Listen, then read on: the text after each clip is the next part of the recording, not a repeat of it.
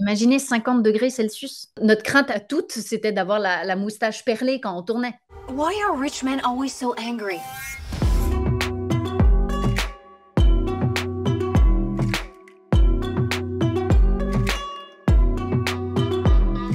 Imaginez 50 °C. Même dans les salles de sport, l'air climatisé n'était pas assez puissante en fait pour contrer le niveau d'humidité. Donc on faisait 3 squats et on était déjà en nage. Notre crainte à toutes, c'était d'avoir la moustache perlée quand on tournait. Parce qu'on sentait que ça, quoi. Après, évidemment, peut-être à cause du maquillage, ça se sent pas, mais on avait chaud. Ça a été un moment assez introspectif pour moi, le tournage, parce que justement, on était quasiment forcé d'une certaine façon à rester à l'intérieur de notre chambre dans l'air climatisé parce que de sortir dehors, c'était vraiment extrêmement difficile.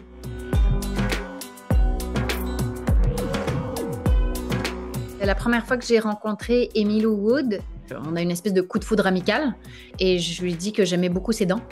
Elle m'a dit qu'elle aimait beaucoup mes dents aussi parce qu'on a tous les deux des dents particulières. Et en fait, c'est resté la phrase accroche de mon personnage.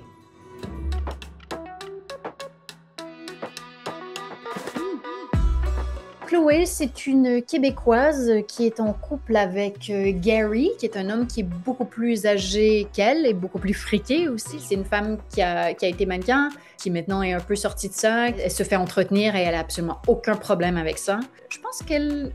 Est-ce qu'elle l'aime? Je ne sais pas.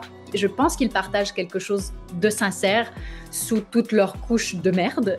Malgré tout ça, il y a un vide qui se creuse et il y a une ennui qui s'installe. Et la seule façon de pouvoir remplir cet ennui, c'est en foutant la merde.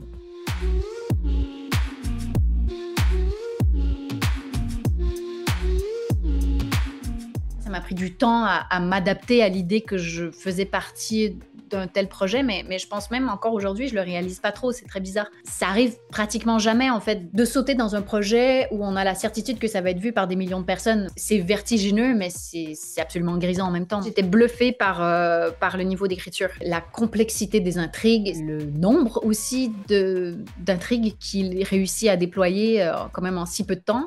Et puis juste ce truc de cette espèce de signature, en fait. Cette espèce de patte qu'il a, qu'on reconnaît en fait dans chaque saison.